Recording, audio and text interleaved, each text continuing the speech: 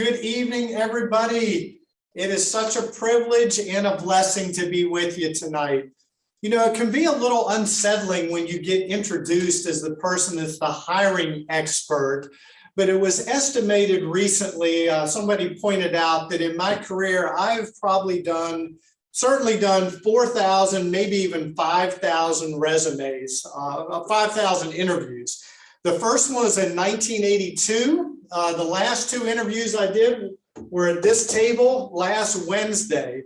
And so what I hope to do over the next 19 minutes is to take 40 years of everything that I've learned from all those resumes and all those interviews and give you the 10 nuggets that I think will put you in the best position to succeed. You know, this is a wonderful time for you to be looking for a job. It's just the market is better than it's been in such a long time. Just earlier this week, I was on the Bureau of Labor Statistics website, and it said, yes, there are still 2 job openings for every single job applicant. So I just commend you on saying, okay, I'm ready to invest in myself and move forward. So just to get us started here as a little warm up, what I'd like to do is ask you a question. Recently, there was a survey done. Now, this is for male job applicants, but the recruiters and the hiring managers were asked, what are the first 3 things you notice about somebody? Because making a good first impression is so important. What do you think they said? Maybe a nice smile? Well, actually, what they said was, for men at least, okay, let's see, this is not coming up. So I can either, Allie's helping here. Okay, here we go. First is a tie. So those of you that might have occasion to wear a tie, if you're trying to decide, should I invest a little more in a tie or a suit? I would recommend the tie because the hiring managers notice a distinctive tie, probably not that much to have a better suit. Secondly, fingernails. So if you've been out there changing the oil in your car the day before the interview, thank you, TC, I saw. How are they looking there? You want them clean, you want them neat. And then lastly, shoes. So yes, it does matter to recruiters and hiring managers whether or not you polish your shoes. But let's jump right into the 10 keys. And key number 1 is to be passionate about what you do and make sure that your passion is evident. And boy, did I ever see passion with TC there in that opening.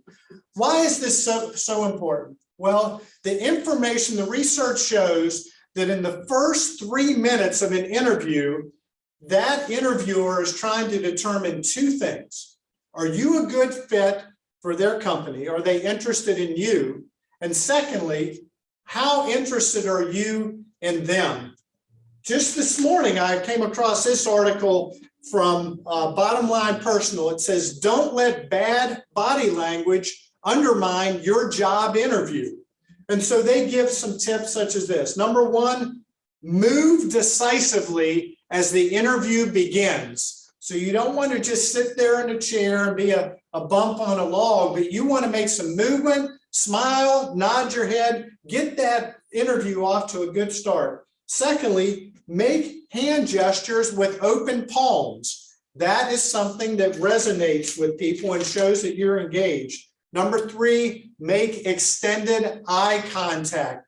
You really want to make sure that you are zeroing in on the interviewer's eyes. And fourthly, send a strong parting message. So when you leave, you want to make a lasting impression as you're walking out the door. Like, oh, that's somebody I want to remember. So a nice smile, eye contact, those are the keys to showing that you're passionate. Number 2. Okay, Allie, I think this is not working, so we're going to go to the next one here. Number 2 is assemble a body of work that demonstrates that you're a person that makes things happen and not just a caretaker of the status quo. I know that may sound a little jumbled there, but what does that mean? A caretaker of the status quo. That means that basically you started a job, you stayed in it some period of time, you left the job, and nothing changed about the job. So you want to be a person that makes things happen. So let me ask you this question about your current job or your most recent job. What happened in that job that would not have happened had you not been there? Just take a minute to think about that. Is there anything that you did in your current job that you have done that makes that job go smoother, that enables it to be done less expensively, enables things to be processed faster, or done better?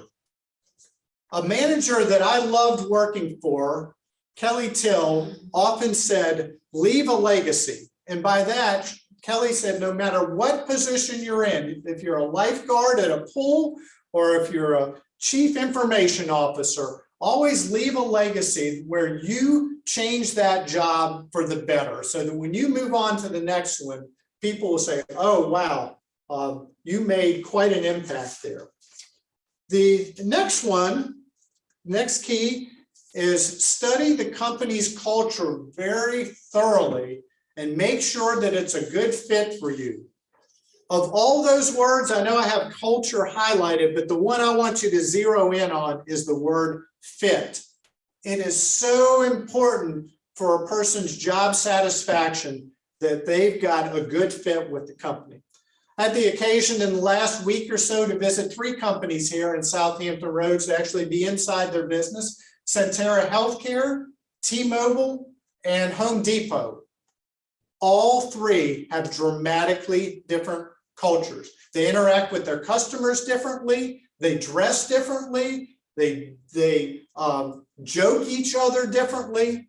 And so I want you to give some thought right now to what's the type of culture that you feel most comfortable in. When we talk about culture, really what we're talking about is a company's personality.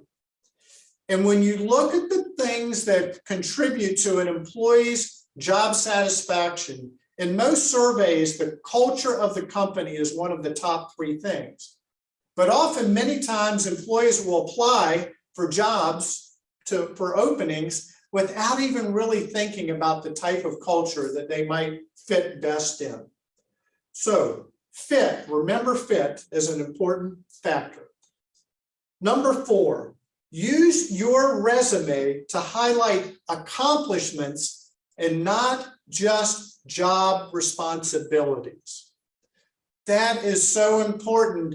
Over my career, I've known literally hundreds of recruiters, and I've seen so many recruiters take a resume, look at it, and just put it to the side of their desk, never to read it a second time, because it is nothing but a compilation of their job responsibilities. So let me explain this a little further. I want you to emphasize not only what you did, but how you did it.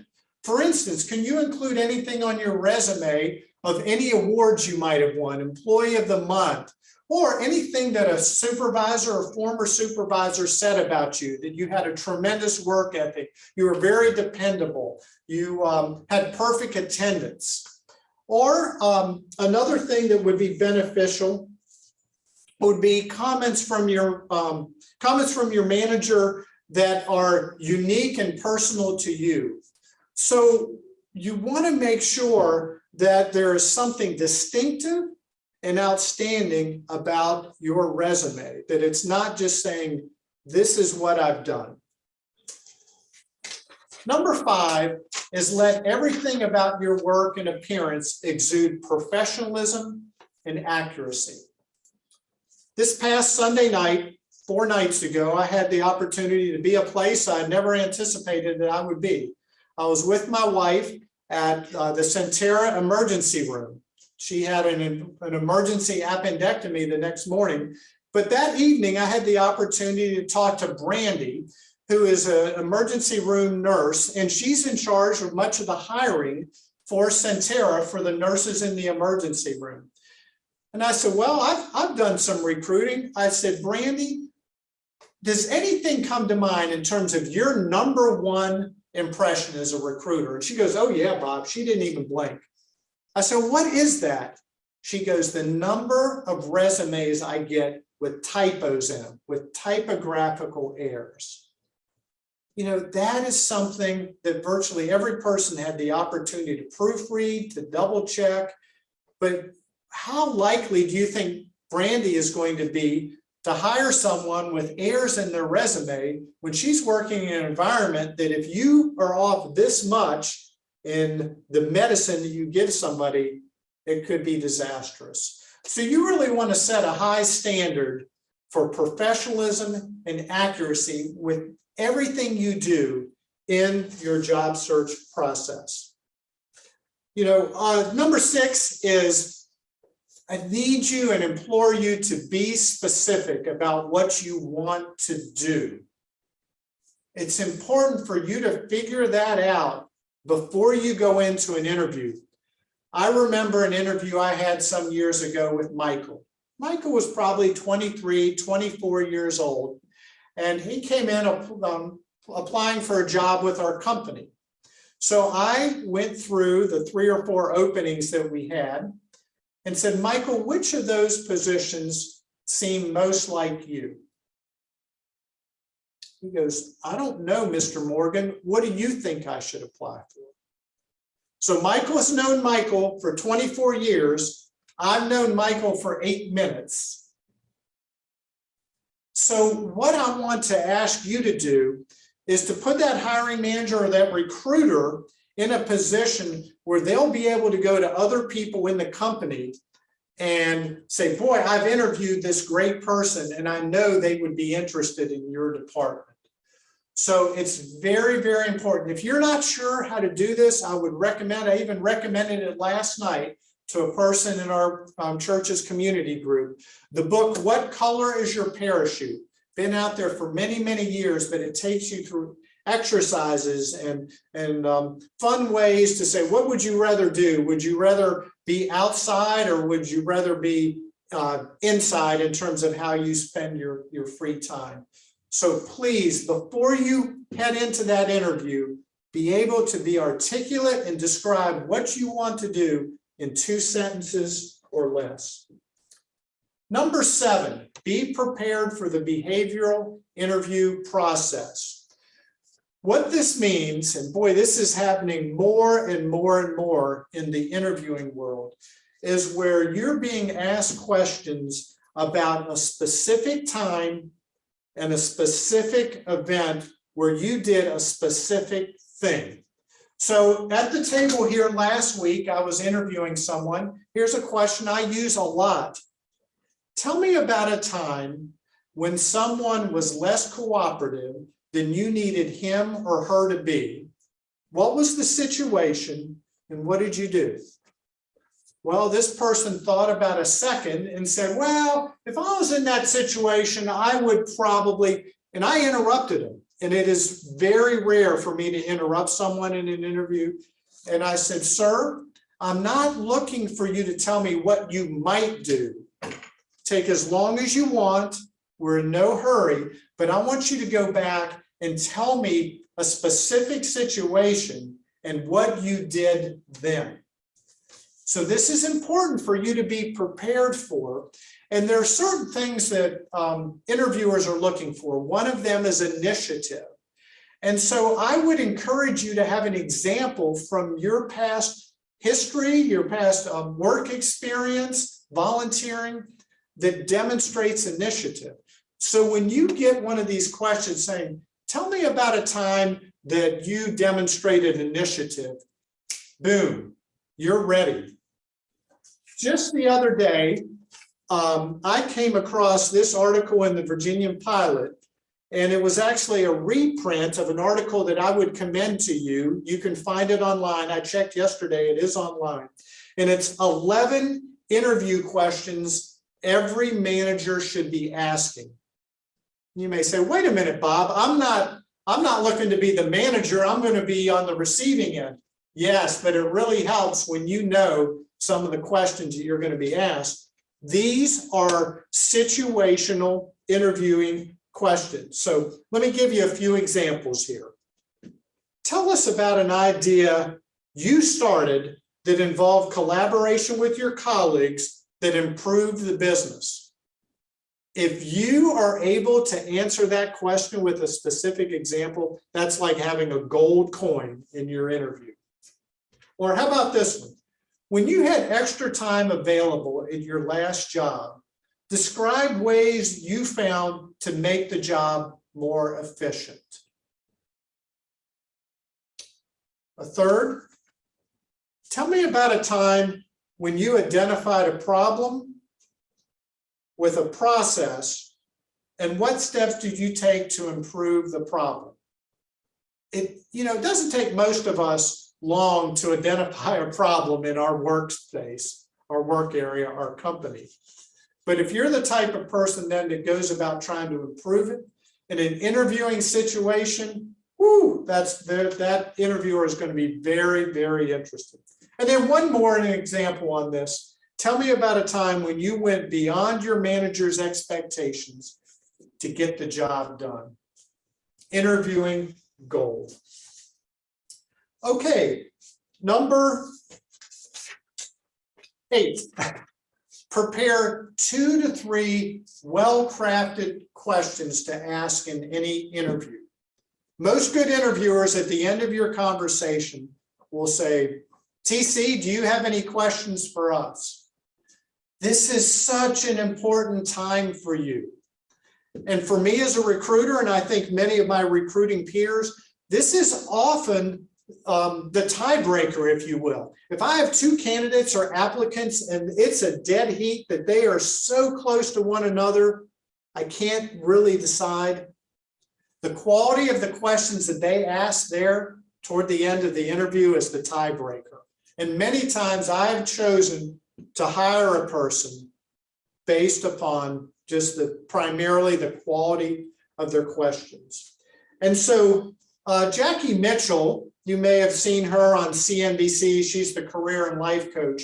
She says, at least ask basic questions about the company. Like, could you describe the culture here? Remember we talked about culture or company's personality? That's a good one. I mean, last week I asked the question, do you have any questions? And the person said, no, I don't have any. So, even this question, can you describe the culture, is going to put you a leg up on other people. This is one also that Jackie Mitchell recommends. What are the expectations for someone in this role? I don't want you to have to remember this. An interview can be a pressurized situation. I want you to write it down on a pad of paper or in your portfolio. And when they say, do you have any questions? Every recruiter and interviewer, hiring manager I've ever met is fine with you opening up your pad and saying, I do have a few questions. Not only fine, it impresses them a lot. I want to give you next level. Beyond just some of what I consider, Jackie's questions are fine, but what I'd like to do, the real goal here is 2 things, okay? From this question or key number 8, it's 2 things. It's for you to look confident and curious. Confident and curious. So here's a question that when I am applying for positions that I've used and the person interviewing me has seemed to really like. As you look out over the next 5 years, what are some of the key trends that you think will have the most impact on your company and your industry? Oh, that's a lot different than how many weeks of vacation do I get? Or can you tell me some specific things that your company is doing right now to make sure that you keep up and stay ahead of your competition? Probably 5%, 1 out of 20 of people that come in ask that type of question. It is a wonderful differentiator. So please give that a lot of thought. You have weeks to think about your questions before you go in. So I'm really looking for them to be top notch. Okay, number 9. Want you to please, for your own sake, ask for specifics and examples about new employee training. Here's an example that I heard of. One man was in advertising sales. Allie actually was in advertising sales at one point in her career. But this man was hired for an outside sales position. He came to the job on the first day. His manager walked up, shook his hand, said, "Glad to have you here." Now, this was a few years ago, but the manager took a Yellow Pages book, put it on his desk, and said, "Here's your copy of the Yellow Pages. There are probably about 6,000 businesses in there. Good luck." And that was it. That person had not asked anything about the company's new employee training, and they had no new employee training, and they were out of there. That employee decided to leave the company within 2 to 3 weeks. So please ask about the training. You deserve to know what your first 2 weeks will look like. And key number 10, be sure to talk about the brand called you. The brand called you. Now, I got that phrase from Tom Peters, an author, and actually you can look this up if you want. Fast Company magazine, Tom Peters, The Brand Called You. It's a wonderful article. But he talks about how each of us in a business or in an organization have a brand. We have some things that make us distinctive. So here's a question that I asked last Tuesday, and one of my fellow interviewers that I've never interviewed with before, after I asked it at the end of the interview, they said, "Oh, Bob, I don't know how I would have answered that question, but how would you answer this question? What do you do better than anything else?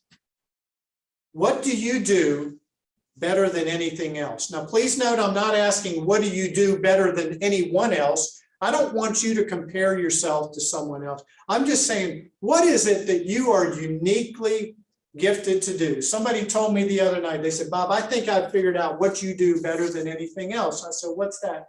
They said, "You connect people." That I will go to a party and there's just something inside of me that wants to introduce TC to Wanda, to Priscilla, to other people. That's not really highly employable usually, but what is it that you do better than anything else?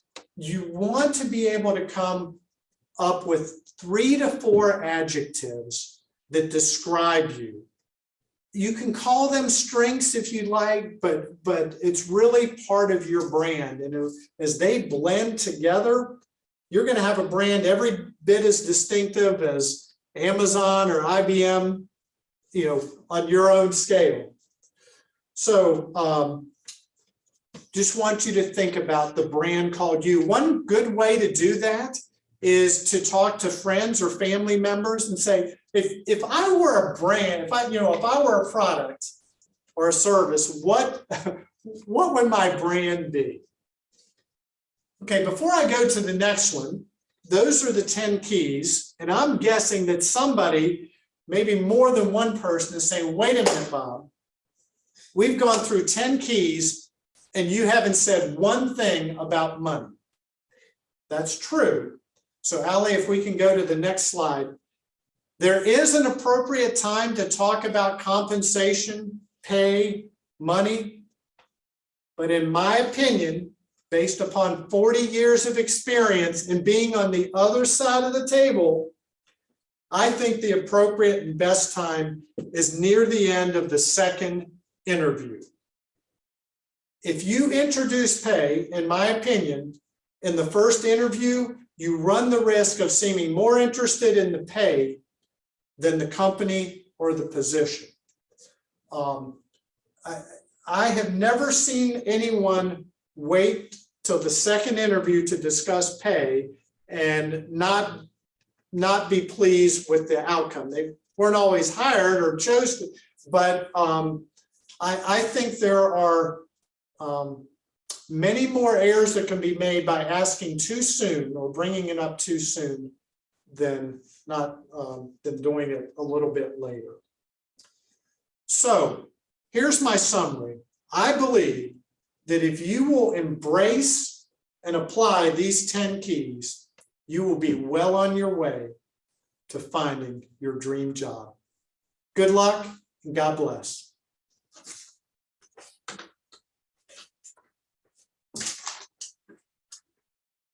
That was great, Bob. Thank you so much for sharing those 10 tips. I hope you guys found a little nugget or two from it as well. But before we transition to Nancy, does anybody have any questions for Bob? We'll have a little Q&A session at the end too, but we just wanted to capture a few before we transition. And it looks like I saw one hand raised, I think Gracie. Say, Richard, do you mind unmuting, or TC, please? She was just unmuted. There you go. That's great comments too. Thank you for your. We can hear you. What's your question? We see you're unmuted. You just have to talk now. Gracie? Okay, so I guess we need to mute her back, Richard. Gracie, we can hear you. Okay, so are there other questions? If you want to put your question in the chat too, number 9 key. Number 9. Oh, did I skip number 9? Thank you, Flora. Number 9. Okay, LaShonda, unmute yourself. Oh, okay. Hey, LaShonda. Oh, yeah, there you go. Hey. Oh, okay. Can I just, TT, I'm sorry for just. Hello. It was Flora. Number 9 was asking about the company's new employee training program. Okay. So they said weren't sure about number 9. LaShonda.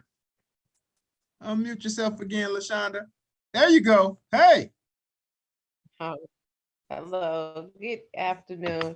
I was wondering, could you repeat that question about the trends again? That was pretty good. Okay, you like that one. Thank you. It's really worked well for me. As you look out over the next 5 years, what are some of the key trends that will have the most impact on your company and your industry? Many managers or hiring managers love to talk about trends, talk about the future. So that's one that always just seems to get them going. One of the keys with the questions is you trying to get them talking, because that really enables you to build a rapport, spend more time with them. So I hope that's helpful. And then I saw a question somebody was asking about for. Yes, and I see Gracie's question. She dropped into the chat. It says, what advice would you give to older workers? Okay, thank you. That is a great question, Gracie, for older workers. Where I would start would be number 10, and that is knowing your brand. You've got, you're a proven commodity, if you will. You as an older worker, you've had more experience, and you know what you're really good at and what you may not be as interested or good at. And so it's going to be so important for you to be able to say, these are my strengths, and here are examples of that based upon decades. So whereas someone that might be thinking about hiring a younger, less proven employee with very little experience, they're not really a proven commodity. You're a proven commodity with multiple examples over multiple years. The other thing, and this is maybe my most important point, is to, as much as you can, be confident. They are going to read you. And if you feel like your age might be an issue, or you're uncertain, that's going to plant doubt in their mind. But I know from my experience, as older applicants came in and they really knew who they were, and they were confident in who they were, and they had examples of that success, boy, we were hiring them right and left. Amen. Thank you, Bob. Okay. And I say that was all the questions I saw in the chat at this moment. As I share, we'll have another few minutes at the end to address if anyone has any questions between now and the end. But in respective time, we will go ahead and transition into Miss Nancy Grden to take that virtual stage. Oh, and unmute yourself, please, Nancy. Yep, got it. So good evening, everyone, and thank you for really spending your time tonight. What's really interesting to me is some of the things that Bob talked about that relate to getting a job and getting hired are exactly the same things you need to do when you're thinking about starting a company. And you know why that is? Because there's a lot of parallels in terms of the things that Bob said, which I'll speak about as well. Having a problem and solution-oriented type of person, being able to explain your brand, what you're doing, engaging people and others. So it's really pretty interesting that you can actually think about either path. And we certainly see people that actually do both or kind of like to go back and forth in their lives between being an employee and as well as really running their company or starting one. So with that, I'm going to really roll through a couple things that I'd like to share with the group. So on the next slide, very similar to what Bob just said, if you're going to think about starting a company, don't be, I have the best idea for whatever. Think about a problem, something that needs to be fixed or an opportunity that needs to be addressed, because that's where the real power is, as opposed to just making something up and thinking everybody will like it. So as you'll see on the next slide, there are a lot of problems with just having a solution that you make up in your mind.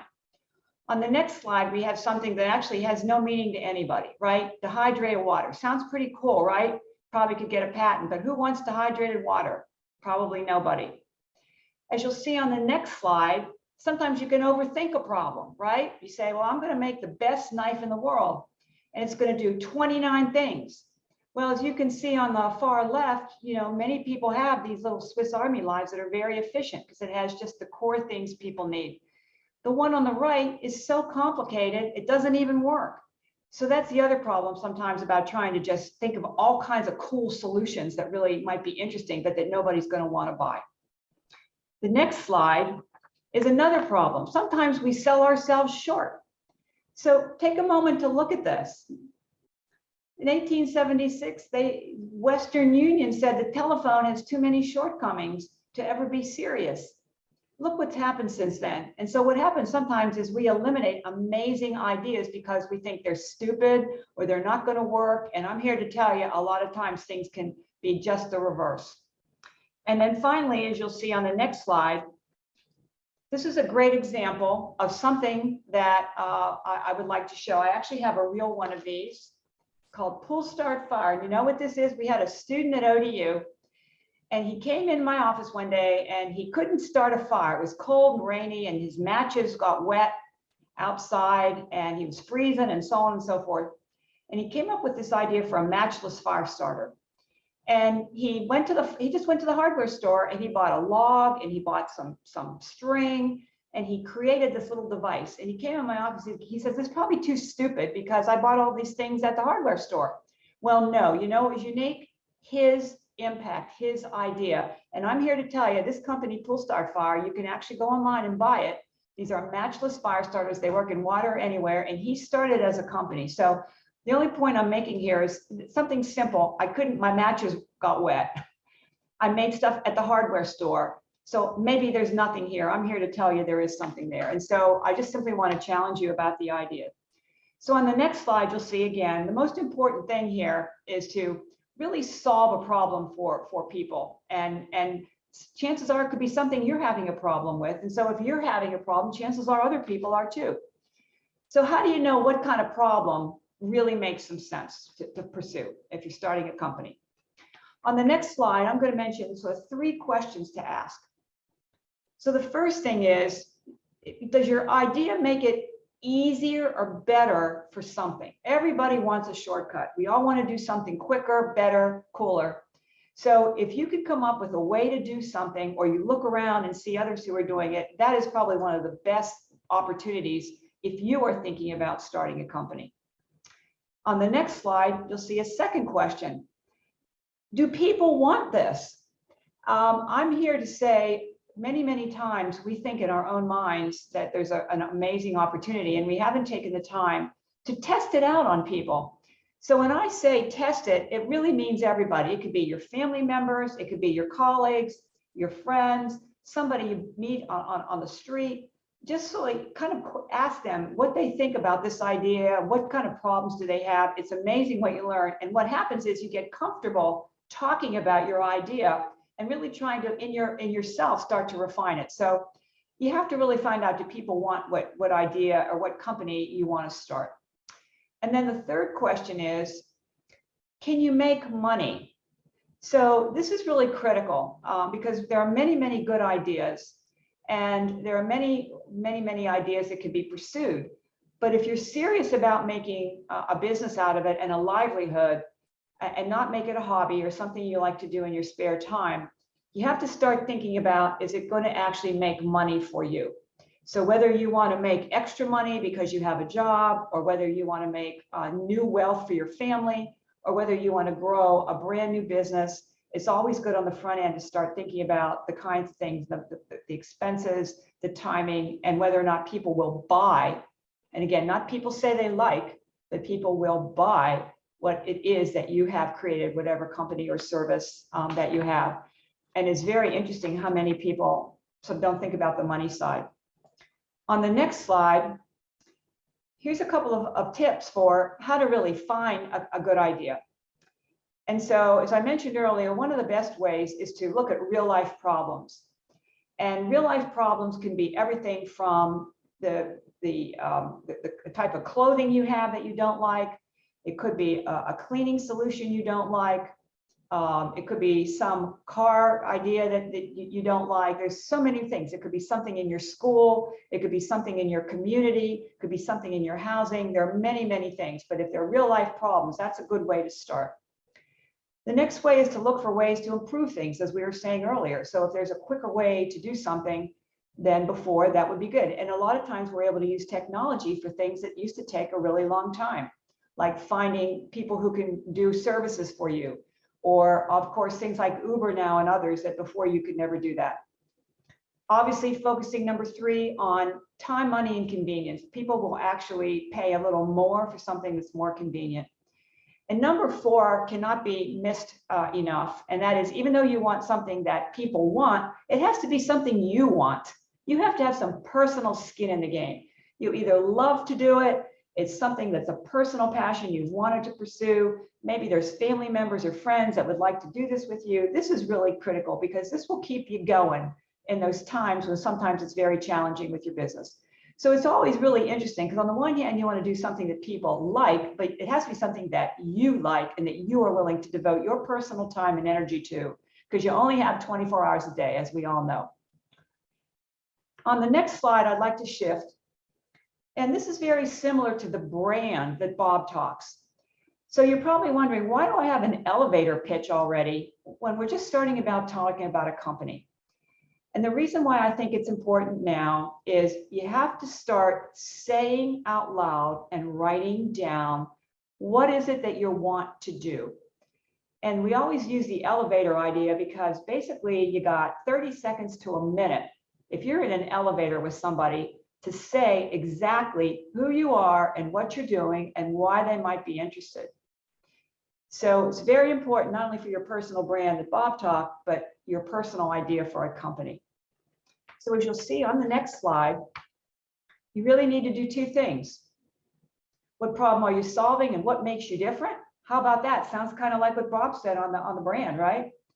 And then the ask is, what do you need? You know, would you like to try it? Would you give me feedback? Would you like to work with me? Would you be helpful in investing? There are many asks, and you got to do it all in 30 seconds. So the next slide for me is an amazing little template. So if you're ever stuck and you're thinking about starting your company, I have found this works with entrepreneurs. And it's a simple little sentence. And if you can start to fill it in, it starts to really help you understand what it is you want to do. So it's very simple, a short descriptor, who your customer is, what's the need or problem you're solving, what's the summary of what you're going to do, and why is it great? So a couple of examples for small business who can't afford to purchase their own printing, we offer printing of digital documents that are delivered direct to the office. So these are great little tools that you can simply practice, not only writing down, but practicing them on, you know, your friends and colleagues and also to help you actually start to perfect what is it that you're trying to do in your company.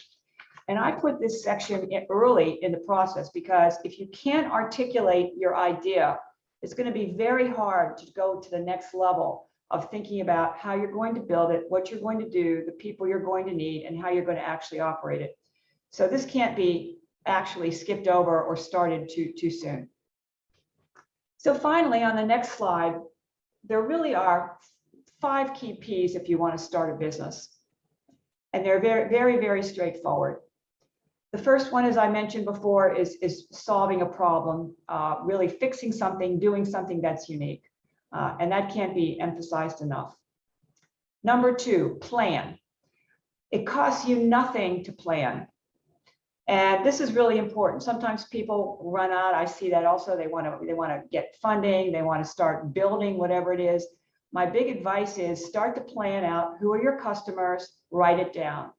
What is the value of what you're offering? Write it down. Are there competitors out there that you think are similar to what you're doing?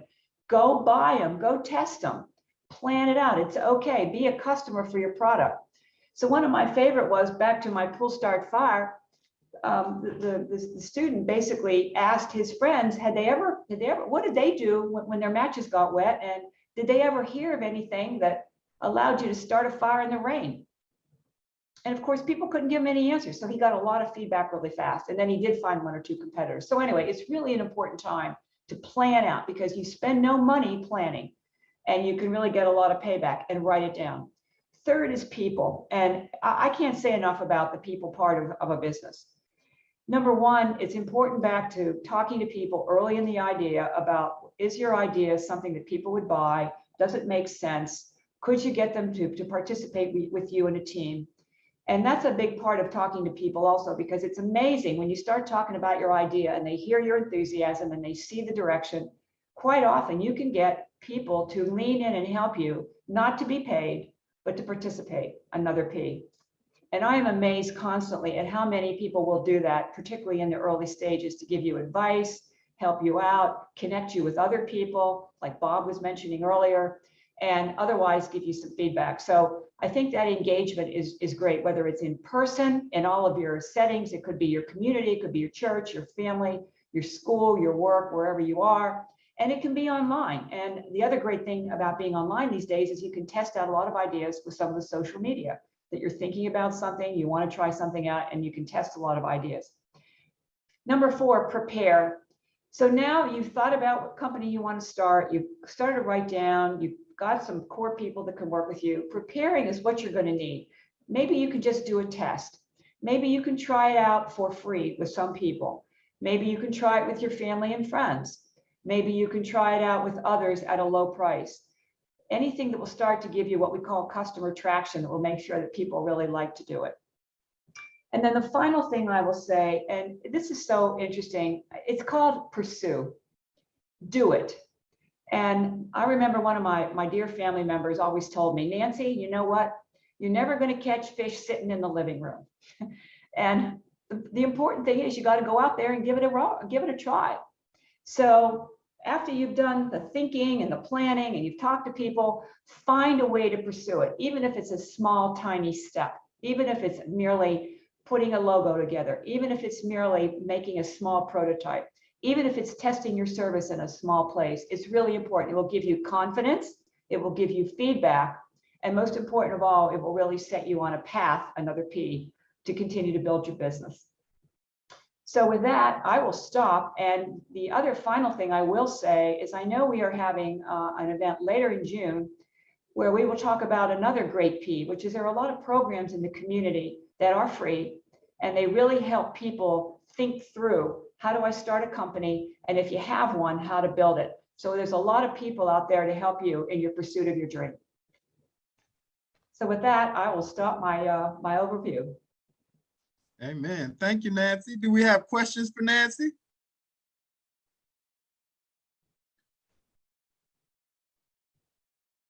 All right, you can either key them in the chat or you can raise your hand. That was really good stuff, Nancy. I think the session that you mentioned on the 9th is going to be really good as well, where we really get into some of the resources that are out there to help folks who are looking to start a small business, or who are there programs for folks who are already in business, Nancy?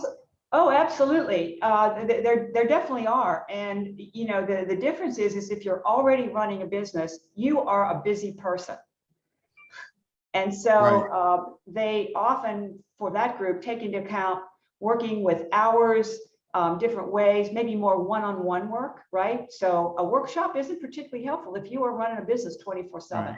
but some one-on-one help about your company. So yes, there definitely are resources for people in business already.